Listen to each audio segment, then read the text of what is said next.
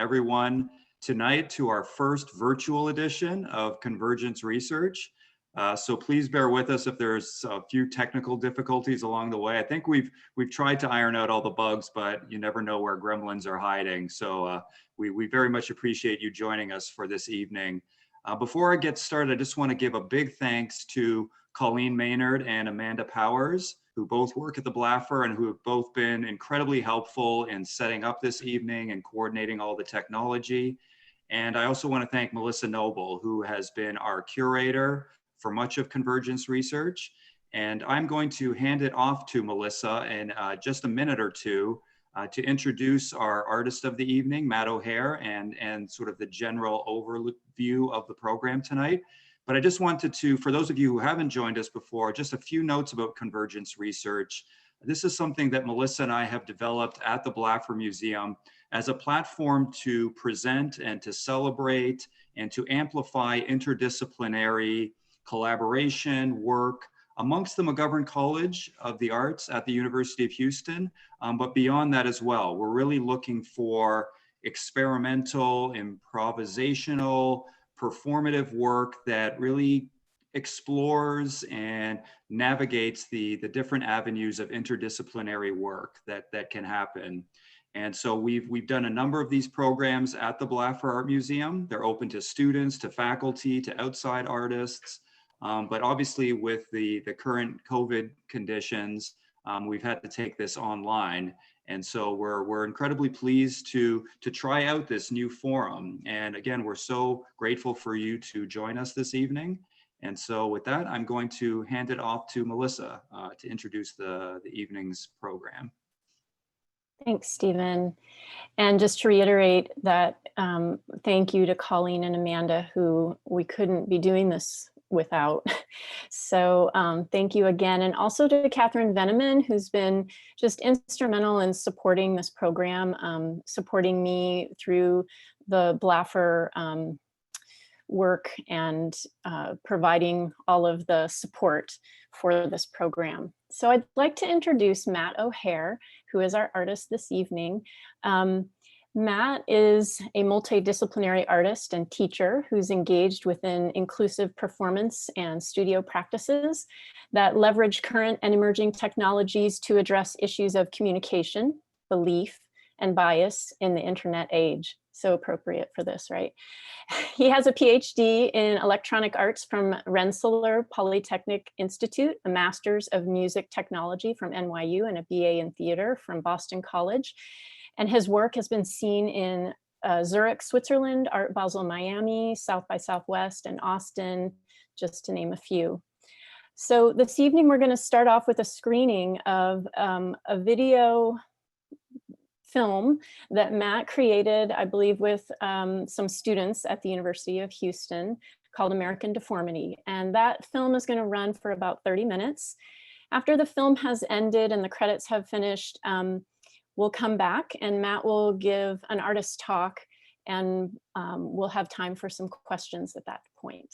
So I'm going to give it to Amanda, who is going to start the movie, the film, and we look forward to seeing it. So thank you for joining us and enjoy. If everyone could mute themselves, that would be great.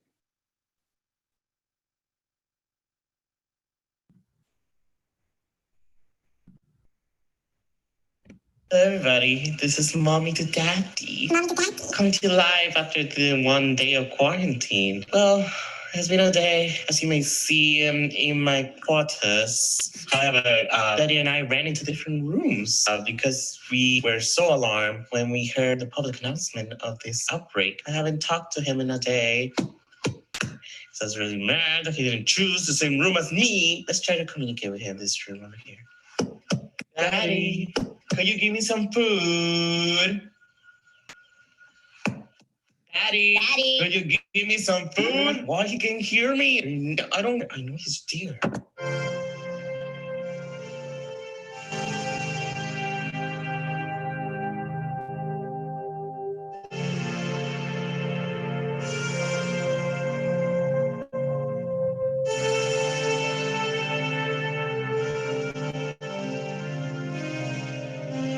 Are we rolling? We're good? Okay. I'm just gotta take this off. I just can't talk. I can't breathe with these masks on. Hi, how are you doing? Thanks for having me. Well, let's start with what I know. My name is Mrs. Barker. My age doesn't matter. And as far as I know, I have not come down with the illness. What better way to live through a pandemic than document my experience of it? Maybe HBO will pick it up, huh? Yeah, you can follow me on Instagram. I'll be making tutorials on how to make these awesome masks out of maxi pads. Add your favorite lip color. Super cute. Super creepy. Sorry, I always. But yeah, I just been extra cautious, keeping those germs at bay. We'll be fine. We'll be fine. What? Is this thing? I don't know what to do. So hello? Hey, mommy, it's me. It's day two of the order, and so far I haven't seen you yet, and I can't hear a voice, and I've tried to make myself busy so you wouldn't be mad, and I started cleaning up this room. When I first got here, it was just tons of boxes, like it was Easter, and eggs, boxes and eggs. Like I got rid of them, and I hope I did a good thing. And so I hope that makes you happy, and I hope I did a good thing and that you like me and I'm a good boy. Also, there's constant knocking on the wall. Hopefully that's you. Hopefully you're telling me that I did a good job and I'm a good boy and that you really, really like me. Well, as you can see, follower, sometimes you can't trust your own man. That's why I ordered him earlier to prepare a safety box for me. He hid it beneath this old baby bed. Let's see what he got me. Hopefully he listened to every instruction. Yes. Good. One set of Pringles. Oh, there's the box of other things. Talking chips, and he eats me mixed chips. We have black beans, cream, green beans, water. What? He ate my supply? Oh, he left me with just a couple. Oh.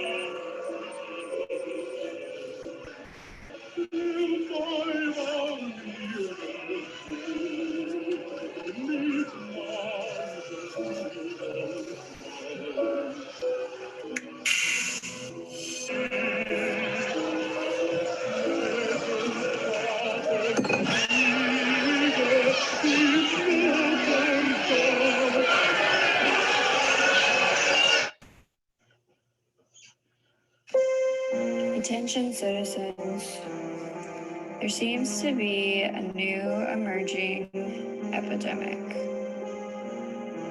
This situation is terrible. We cannot support life anymore around here. Stay put, you in control of our sustained lives. But wasted supplies cannot kill. Family oblivion and obey warning. Pandemic if government obey. Officials lying about fascism. However, offensive responsibilities to citizens. Safety and nation. Under God, we never seem less apparent.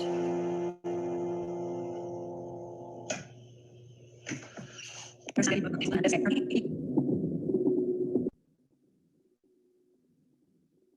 is a dead end. There is no path left to follow. I have to get out of here, and I can show you how to. The egg is key. The egg will let us leave here for another tomorrow. The egg is the black modem, the carrier signal, the beacon. This is how you make it. This is how you praise it. This is a dead end. There is no path left to follow. Chaos never died.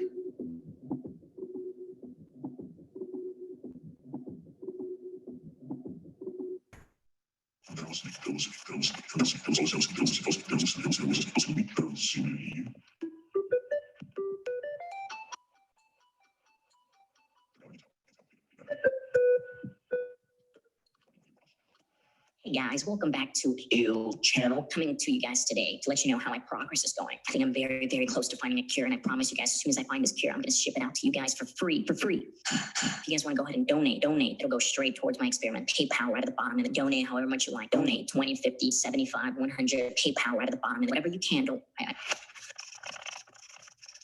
You to me. You.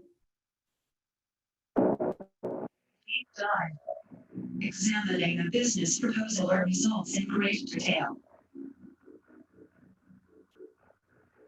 Flavor of the month. Latest management fashioning the business landscape. Eat the elephant one bite at a time. To break a large task into smaller ones. Exit strategy. Refers to the way in which investors and founders can exit.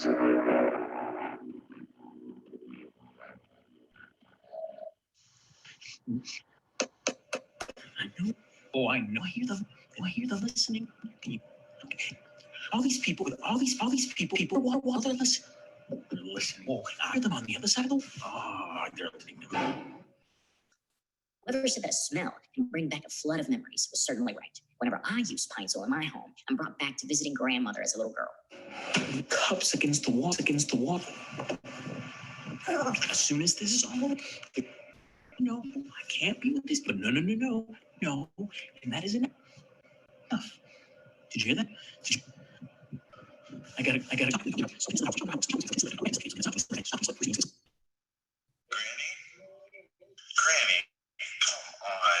You saw the ingredients, right? I need some day-old cake. Jeez, first the boxes. Come on, Granny.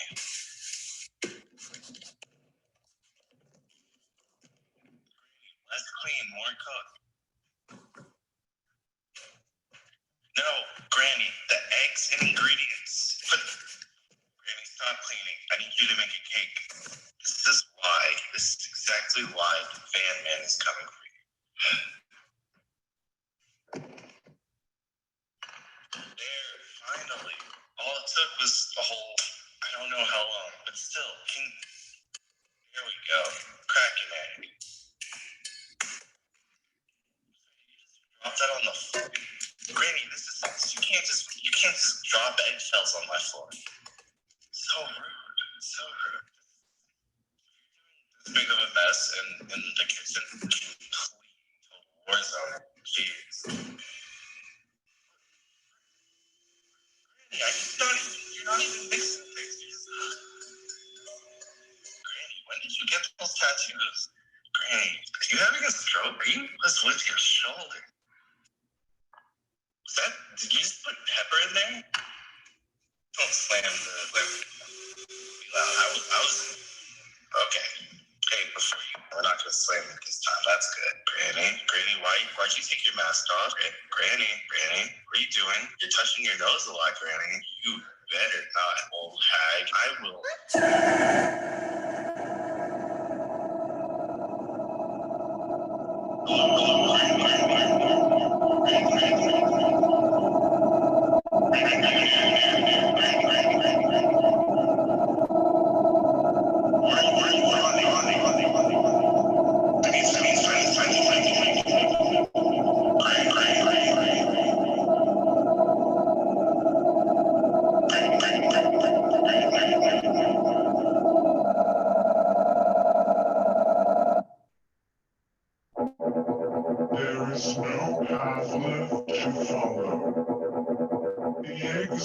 black modem to carry your signal. The beacon. Here for another tomorrow. There is no path left to follow.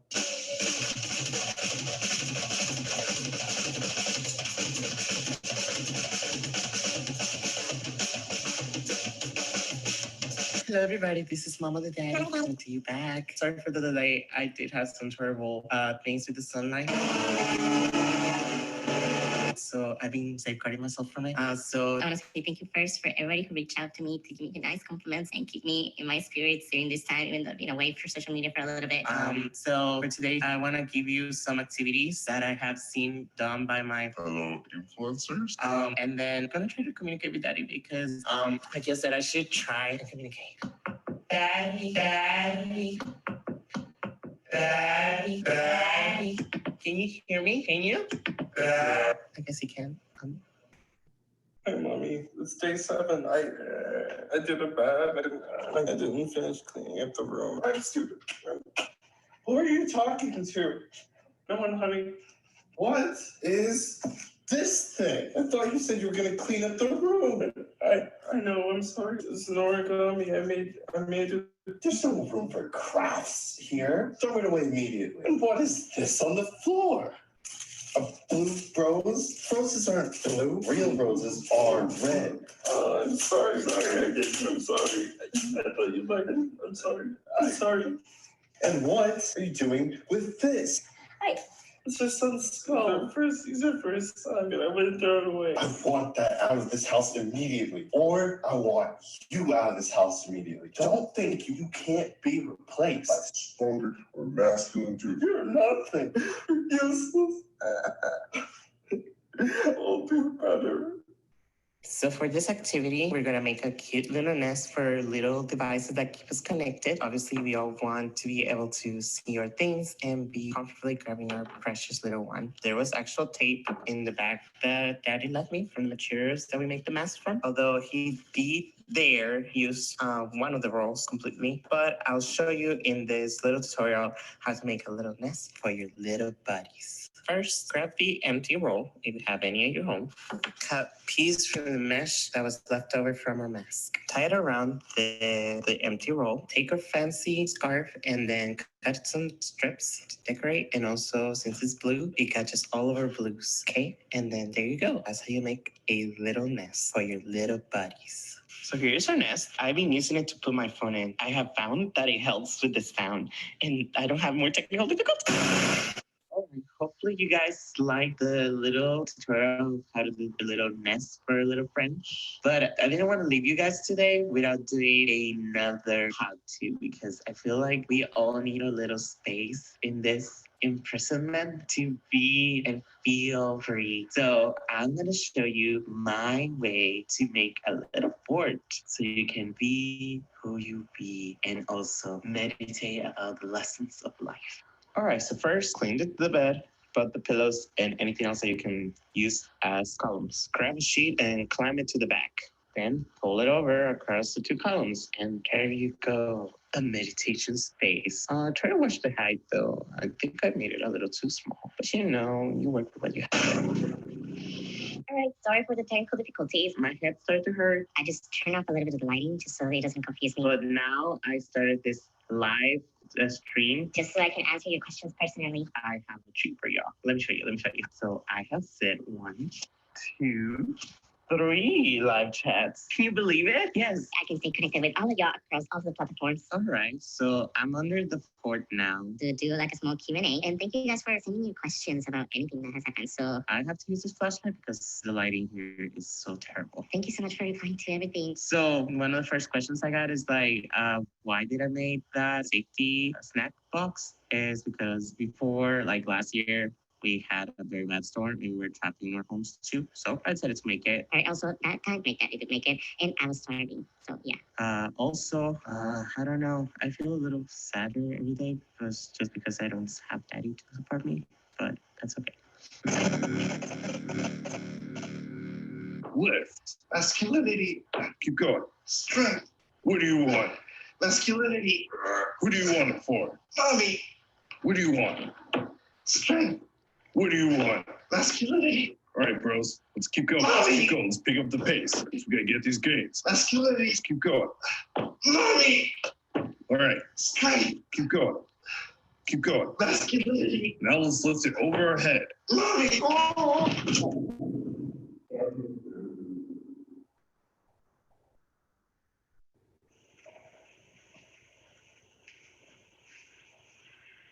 Attention, hooligans and humans. We've begun launching every viscous, e-spreader, and some other things. And you boomers, why?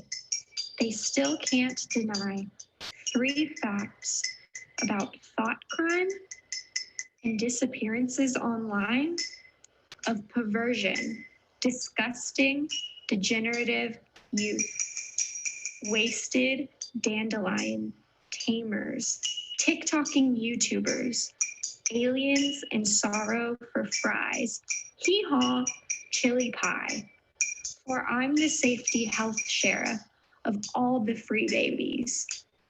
One day we die diseased, but always, we'll always fight this until everyone has launched peacefully. Thanks.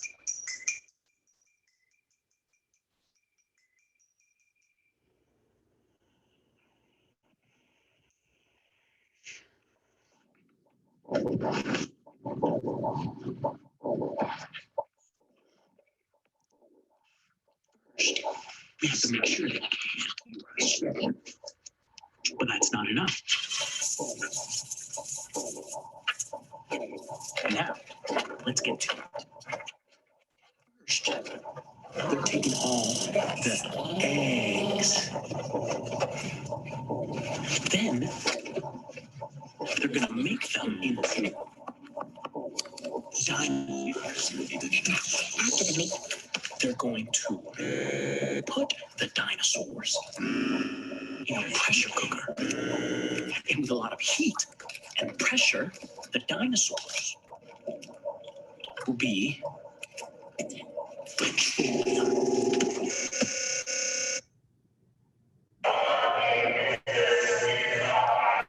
Is somebody there? Can't quite hear you.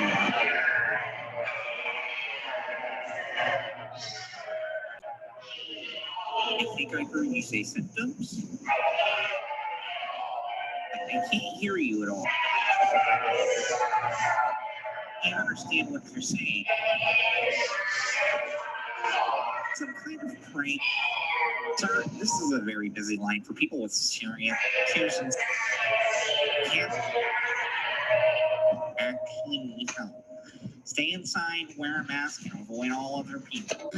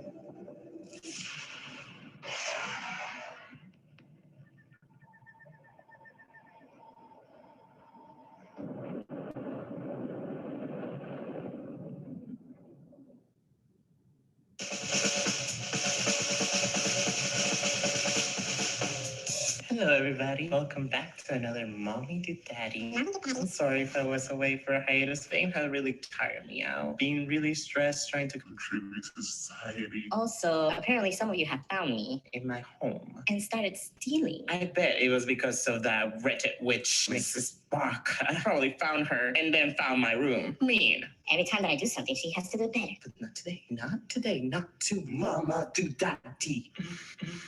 But yes, stuff have been gone missing. Let me show that desk, my editorial desk, has been gone missing. And then this cryptic message pop up into my bed. Mean. Where am I? Hello? Mommy, where are you? Am I? Daddy? Is that you? Yes, it's me, your son. Our bumble of joy. Yes. Does that mean I'm dead? No, I still am, though. Oh, okay. That's a relief. Mommy wouldn't like it if I died. You need to leave Mommy. What do you mean, leave her? Mommy wouldn't like that. You need to leave. No, I can't leave Mommy. I'm a good boy. But the madness. Mommy doesn't bring any madness. Mommy is a good lady. No, that's not true. Find the egg. It can make you stronger, more What? masculine. An egg? It can do that for me? Yes, but you have to find the egg. I can become more stronger, more masculine. Wouldn't be a good boy, and I'm a good boy. You have to find the egg. Mommy, so, is that you? You're thinking about leaving me, are you? No, I would never leave. I'm a good boy. Are you really? This isn't over, Daddy. This isn't over. So I sent out this message in this blanket, and then some of y'all have been saying that it's some sort of message from some being. But then there is one particular user, which is quite scary because that user reminds me the name of a particular person, which I guess it's time to confess. Because the reason that wretched witch, Miss Barker, is in my house to begin with was because we were gonna get another kid to replace the one that we kind of broke. I know it's sort of savage, but like, it was an imperfect bundle of joy that I did not like at all. It was not perfect. So we kind of broke it, and that's why we were trying to get in. It's day number 9, and I am feeling fine. All right, finally got this room in order. Looking spick and span, as you can see. Okay. I didn't just do a pretty good job. I did a great job. All right, Mrs. Barker herself would be jealous of all this. For the record, no thanks to my husband. All me. And considering there were a lot of boxes, I think I know the culprit. Yeah, she's gonna owe me some cake. Anyways, ooh, I'm loving this lighting. Who says you can't stay pristine in times of quarantine?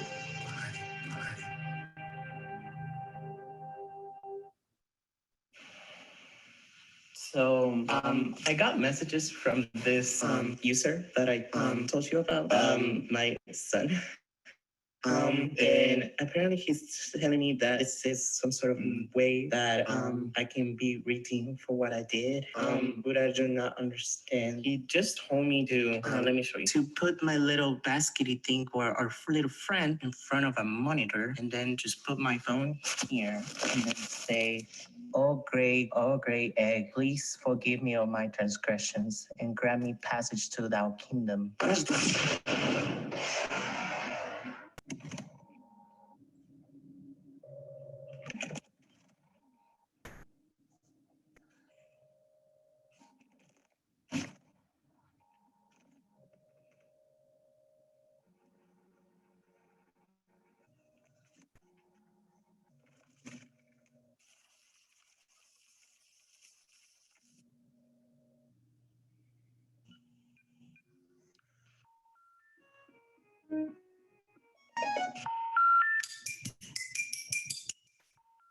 We're sorry. You have reached a number that has been disconnected or is no longer in service.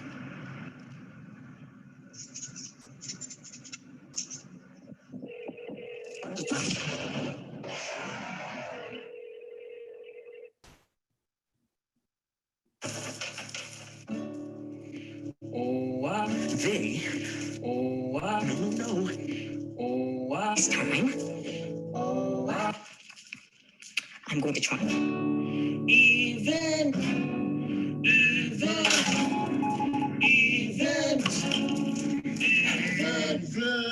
if, while I want, I can't.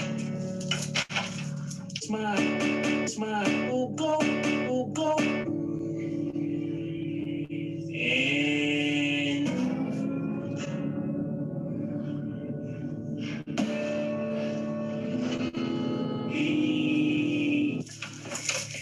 if I want to.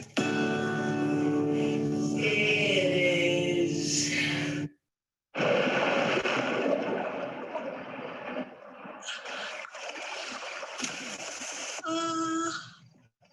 yes, you.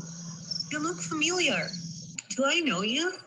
Yeah, you've got a quality. What quality? Are you the van man? A van man. You're the van man, aren't you?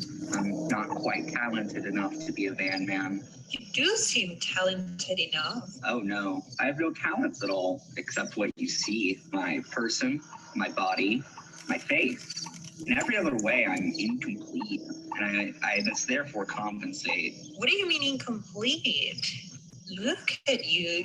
Well, I think I can explain it to you, partially because you're very old, and very old people have perceptions they keep to themselves. Because if they expose them to other people, well, you know what ridicule and neglect are. Oh, I think so, child. Listen, my mother died the night that I was born, and I never knew my father. I doubt my mother did, but I wasn't alone, because lying with me in the placenta, there's someone else, my brother, my twin. We were identical twins, he and I, not fraternal, identical. We were derived from the same ovum, and in that we were twins, not from separate ova, but from the same egg. We felt each other breathe. His heartbeats thundered in my temples, mine and his. Our stomachs ached, and we cried for feeding at the same time. Do you understand? I think so, child. We were torn apart, thrown to opposite ends of the continent. I don't know what became of my brother to the rest of myself, except that from time to time in the years that have passed, I've suffered losses that I can't explain. How can I put it? My heart became numb, almost as though just like that, it had been wrenched from my body. And from that time, I've been unable to love. I've been unable to see anything, with pity, with affection. I've not been able to love anyone. I cannot touch another person and feel love. There are more losses, but it all comes down to this. I no longer have the capacity to feel anything. I have no emotions. I have been drained, torn asunder, disemboweled. I have now only my person, my body, my face. I use what I have. I accept the syntax around me. For while I know I cannot relate, I know I must be related to. I let people love me. I let people touch me. I let them draw pleasure from my groin, from my presence, from the fact of me. But that is all it comes to. As I told you, I am incomplete. I can feel nothing. I can feel nothing. And so here I am. As you see me, I am but this, what you see. And it will always be thus. Wait, what happened? Where am I? Why am I a square? Why? Wait, I am also a Instagram. Where am? Who's that next to me? Is that you, Daddy? Oh, you wretched creature! Why haven't you answered my calls through the wall? What are you even saying? I am your beloved mommy. Why are you wearing that outfit? I am the only and beloved mommy to Daddy. The only one famous in the internet. I don't have time to deal with you. Why does your post have more likes than mine? It is clearly that my fans have not found my post. I must find a way to share myself so they can find me. This is what I get for trusting into voices from the other world.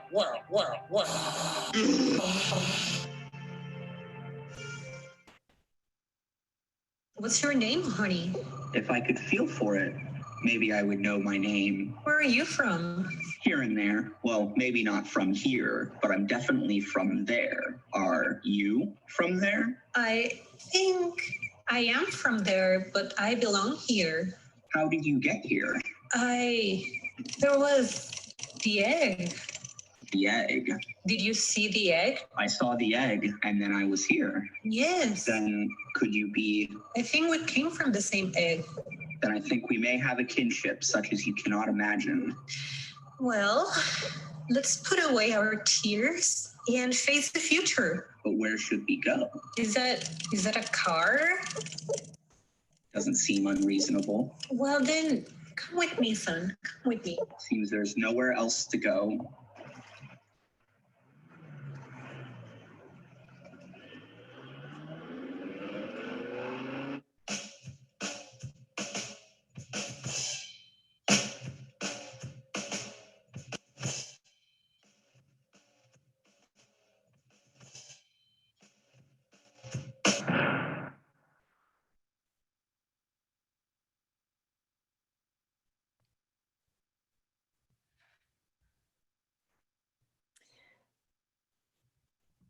So given our technological experience there, Matt will talk more about this, but I encourage all of you to, can we get a link to this on Vimeo for everyone? Because there was a lot of delay and things that didn't quite come across in the way that we had to do this. And I encourage everyone to watch this on an actual link so that you can see the delays were not supposed to be there. Anyway, Matt, I'm going to let you talk about the process of this work. And it is, I think, so interesting and pertinent, of course, to what is going on right now, and so multi-layered. So I'd love to hear more about it. Absolutely. Thanks so much, Melissa, and thanks Amanda and Stephen and the Mitchell Center for the Arts and the Blaffer Art Museum. I'm super grateful to be here in Houston and for this opportunity to share the work. So as Melissa mentioned, my background is primarily in theater and digital art, but I also have a lot of experience as a sound and video designer for live performance. So as a result of those experiences, that's really where my interest in liveness and how design technologies support or hinder live performance come from, which is really funny to be talking about after watching a video and something that's so like heavily mediatized. But I think the more I talk about where this came from and how we adapted for the pandemic, the clearer its relationship will be. So I'd say that the premise for a lot of my work is that if we incorporate new technologies into the heightened circumstances of live performance, it provides a way for us to better understand how these same technologies, you know, laptops, smartphones, social media platforms, et cetera, affect our communication in everyday life. So that's very much was at the forefront of my mind when I was developing this course for University of Houston in their interdisciplinary practice and emerging forms department called Unmediated Performance Project, which is the course from where American Deformity was born. So the intention of UPP, Unmediated Performance Project, was to try to combine theater and performance art and new media art to explore contemporary issues. The process was to involve group improvisations and individual assignments and other forms of research. And the goal ultimately was to create a evening length performance that was to take place in front of a live audience. But you know, that didn't happen. But I think that this process of devising or devised theater really helped us roll with the punches that were presented to us with this pandemic. So I want to talk a little bit about what devising is, or at least how we came to understand it in this class. I think it's something that is constantly being reinvented, and because of its kind of amorphous identity, it finds new utility in all sorts of different contexts. This one not excluded from that. So I would call it our tradition coming from devised theater, or the one that I was attempting to employ here. I think that devised theater stands apart from a lot of our traditional understandings of what theater can be in the United States, especially in the United States. We tend to view theater as an extension of literature. That at the center of the theater event is a book, you know, or a script, and that it's the job of the actor to kind of memorize the contents of this book and then deliver this content to the audience in a clear and entertaining way. So in this kind of typical model, the playwright is kind of at the top of this pyramid. And we have a director who's kind of interpreting this work and trying to keep all of the actors on the same page and how they interpret their lines. And when I say it's an extension of literature, I'm also pointing out that the script really foregrounds speech as its primary means of communication, as the way that the actors tell the story to the audience. Now, one criticism I have of this kind of traditional theater approach is that it really tends to privilege the theater performance as a uniform product, as a thing that's supposed to be more or less exactly the same every time you do it. And this, of course, has been also exacerbated by the incorporation of computers, which a computer is capable of perfectly repeating processes over and over again. And more in the theater, we use that as the basis for the design, for setting the standard of the environment. And it's like, well, the lights can be exactly the same every single time. So you, the singer, the performer, the actor, you also need to conform to this more deterministic environment. So as someone who really prizes liveness and believes in the viability of theater and its cultural value, I'm really concerned with how technology mitigates the possibilities for spontaneity and the things that make you sit up and listen and pay attention.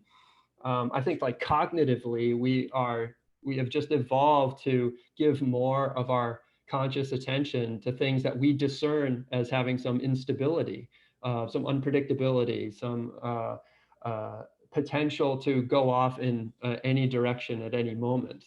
And that's what I crave from live performance, whether it's theater or dance or music, whatever it happens to be, that there's this sensation that this thing is being made right in front of me. And I think that when we make theater in this very kind of linear way, and we try to make it essentially this uniform product, that we sacrifice a lot of the potential for this sensation of presence, of nowness to arise. So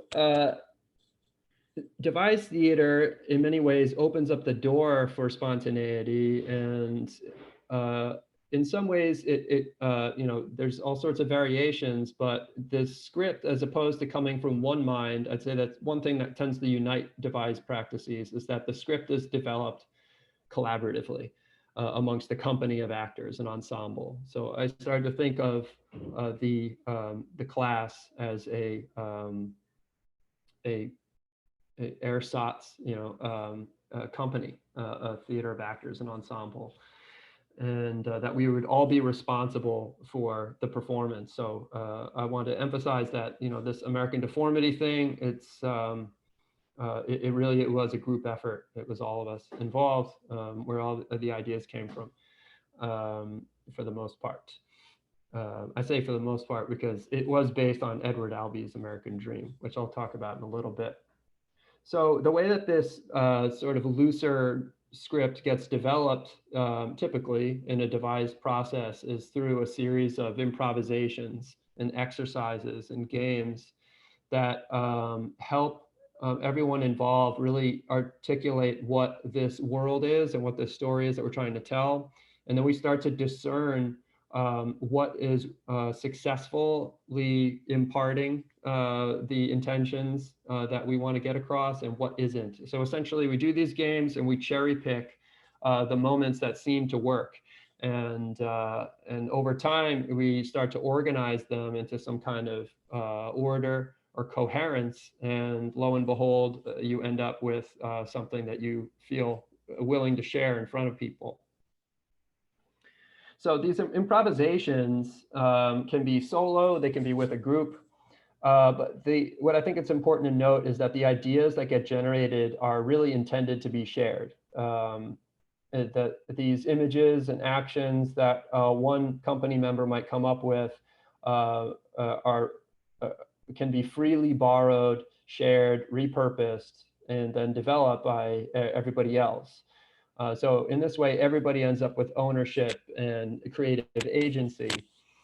And I think at its best, you get to a point where it becomes really impossible to be like, oh, where did the this image come from? I can't remember if it was you who thought of it or you, and you just get this sort of zeitgeisty sort of feeling of like the story is just emerging.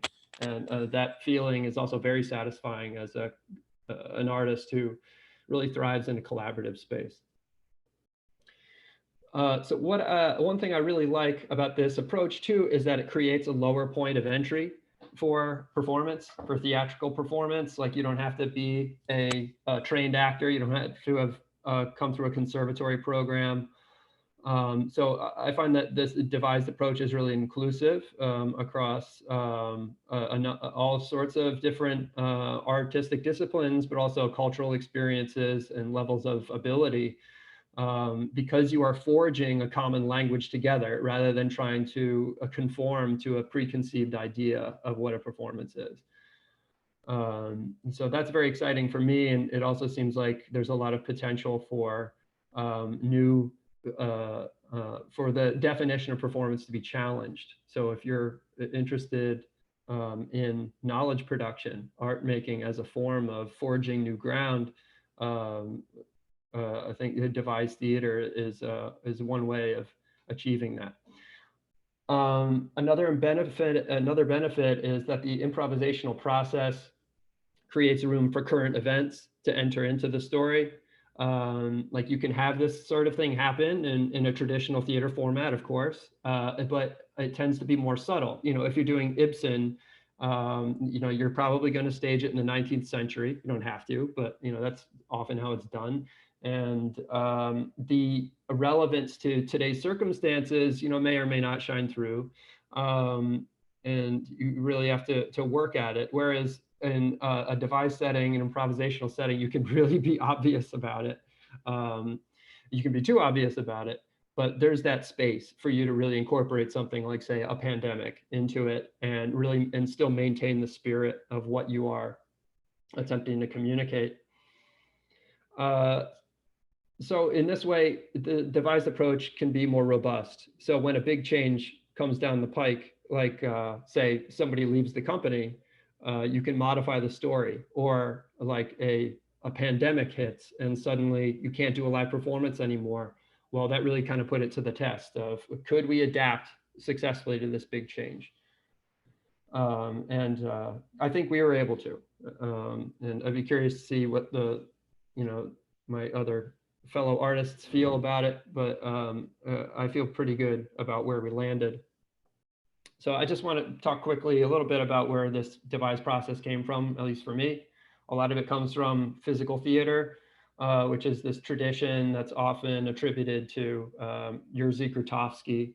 He didn't invent it, and there was quite a lot of people in his native country of Poland that were engaged in physical theater. And if you are a little bit more broad with how you define it, it's pretty easy to argue that physical theater has existed since the dawn of man and across all sorts of cultures. And nonetheless, Grotowski is often credited with bringing this thing, physical theater, to the United States. And he wrote the book Towards a Poor Theater. So it's often, you know, he gets maybe more credit than he's owed. So I trained with a company called Double Edge in Western Massachusetts, and they borrow some of Grotowski's work, but they're much more community centered in their practice.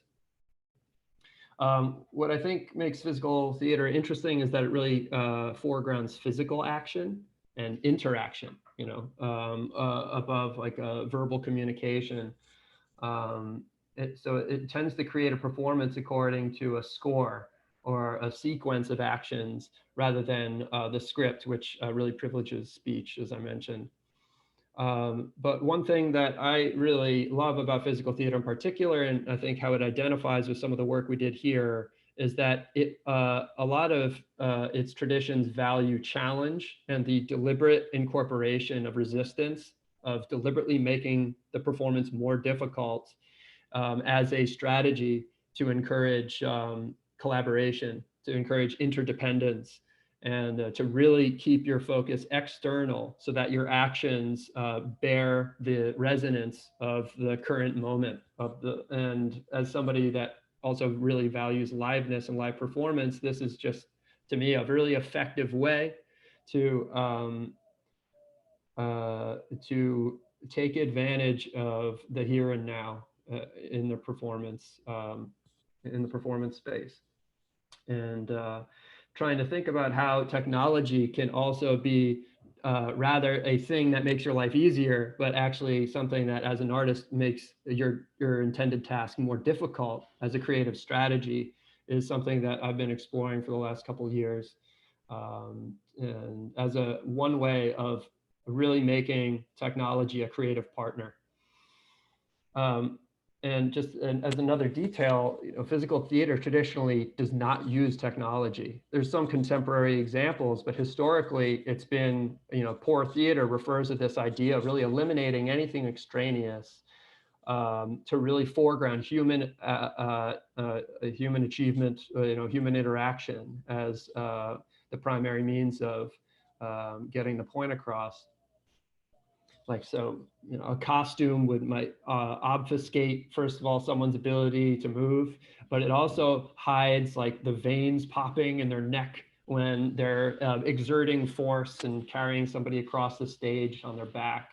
These are the sort of subtle things that really help put forward this idea that this thing is being made right now in front of you and that risks are being taken. So this is what I think really helps remind the audience that this is not a uniform product, that tomorrow night it might look really different. So I see so I understand why physical theater doesn't want to incorporate new technologies, but I see it as such like such a fertile area of study, because if we can find ways of successfully incorporating these new systems into something as heightened as physical theater, I think we can also come up with new ways of addressing some of the ways that these technologies are changing the way that we communicate in daily life. That it can be really an illuminating challenge. So with American Deformity, which did begin with a script, at least as a jumping off point, it began with Edward Albee's American Dream. We quickly, once we read through the script, we tried to get technology on board, like right from the get-go.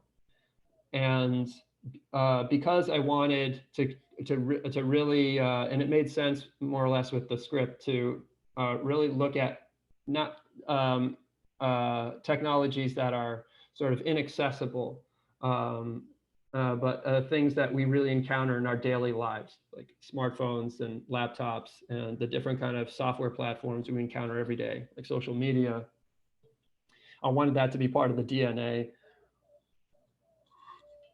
So one of the first means of research of character development that we undertook was to create sort of fake YouTube accounts for each character. So after we read the script a couple times, each performer was able to choose whichever character that they felt some attraction towards, and to start to explore YouTube as if they were that character. So if I have a homework example written out here. So you start a fresh YouTube account, you name the account something you think your chosen character might do, and then you like a bunch of videos, and you leave comments on videos and collect screen captures and this sort of thing. So you really start to interact with this ecology.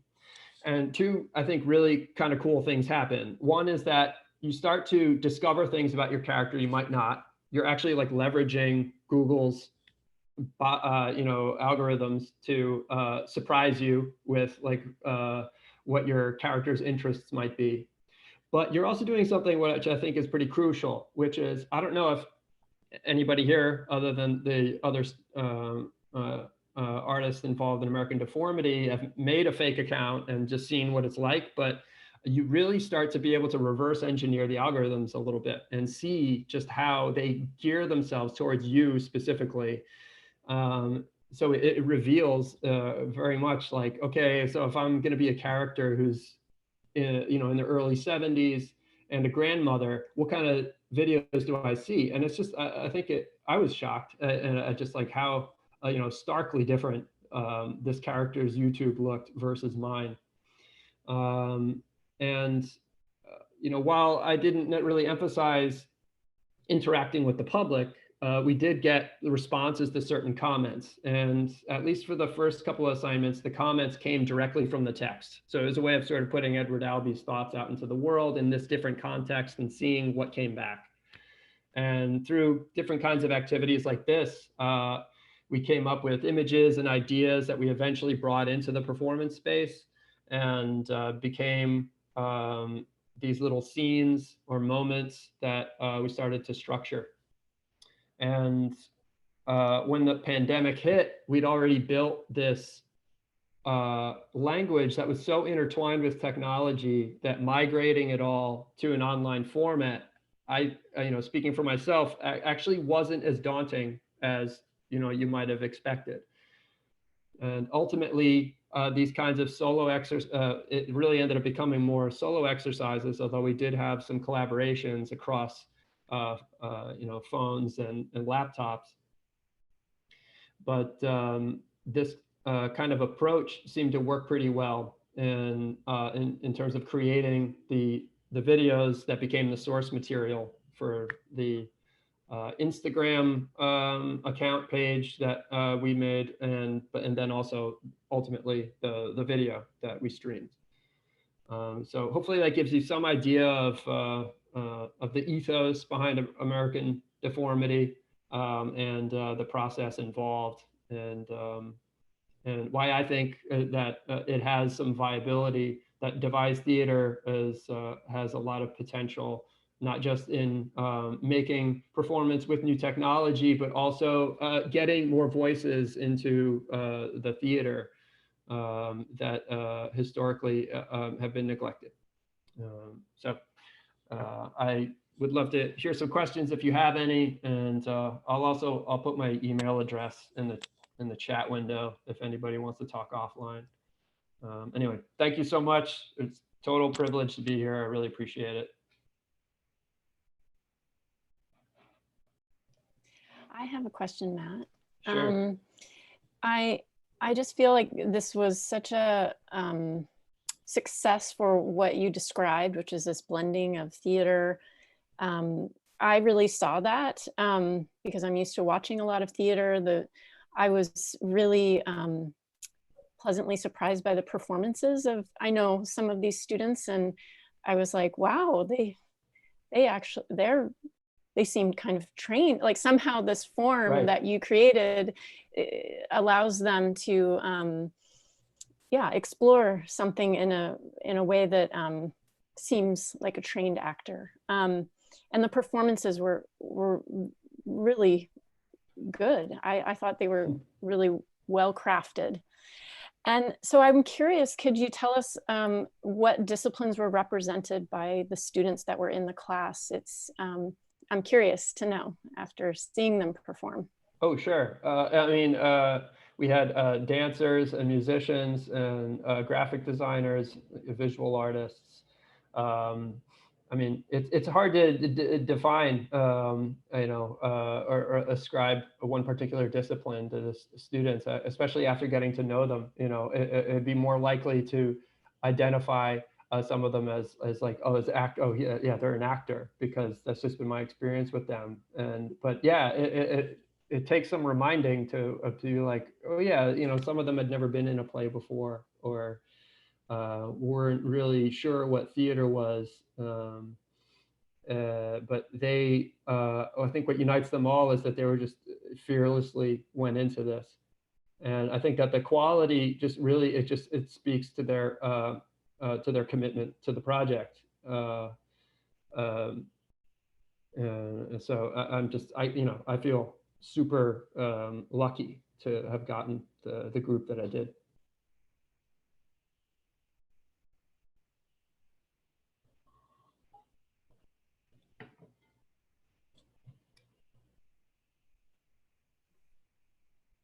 Anyone else? Let's see. Oh, it looks like there's something in the chat window. No, just. Well, once again, I would encourage everyone to view this in its platform. We didn't have technical difficulties. There just was this quite a big lag for some of the speaking matching with the actors' mouths. And it's a little more realistic than it came across tonight. I mean, it didn't hurt, hurt. It didn't hurt. I mean, it was, changed it a bit. Yeah, it did change. It was interesting what happened. Actually, it was its own live performance, and that was another amazing layer to this tonight. So yes, I do encourage everyone tonight, if you're interested, to survey. Matt has left that link in the chat, so copy that into your browser. Does anyone else have we got a question from Brian in the chat window. Oh, yeah, let's see. Can you elaborate on how the video version differs from the original idea of it being a theatrical presentation happening live for nights? It's a great question. Thankfully, we didn't get to the point where we had already really clearly identified what the live performance was going to be. This pandemic is terrible, but at least it happened in a not amazingly terrible place for where we were in the semester. We were able to bounce back from it and change the approach. But one thing that I will say that I know for sure, which is that like a lot of the group work we had to get rid of as a result of the stay-at-home order of social distancing. So I think that in the live version we would have seen a lot more collaboration and a lot more image making and probably more people like moving more fluidly between characters.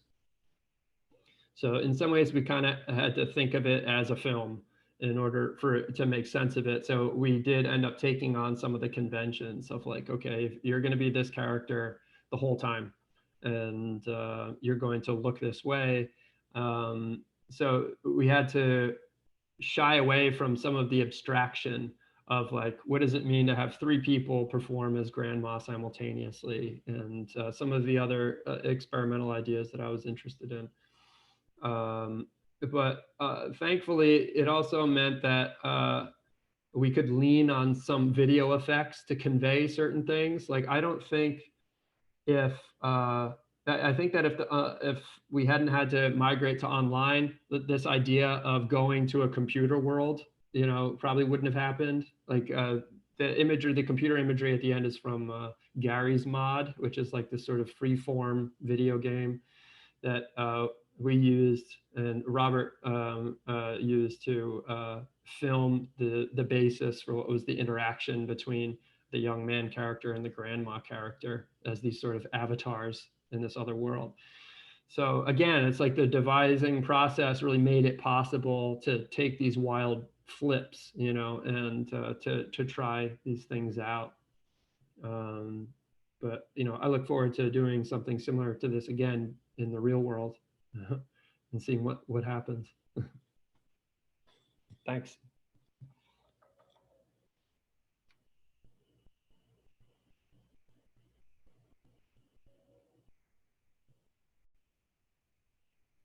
Anything else? Well, if no one has any other questions or comments, or if you do and you want to speak with Matt individually, he has put his email in there that you can contact him through. So I guess we'll close out this evening of Convergence Research, and thank you so much, Matt, and all the students who were part of this. It was truly an interesting and a treat to get to see this and be able to provide this platform. So I'm really glad that we were able to salvage something from our original idea. And so we have another Convergence Research coming up on July 30th. If anyone here wants to join us, we will be featuring Ryan Holloway and Larissa Bausch doing some live performance once again on Zoom. So Highly Thanks. recommended. Thanks again, Matt. He was our guinea pig, so thank you, Matt. No, my pleasure. And you and I should talk soon. And Sure. once again, I want to thank Blaffer and all of the everyone who works at Blaffer for supporting Convergence Research.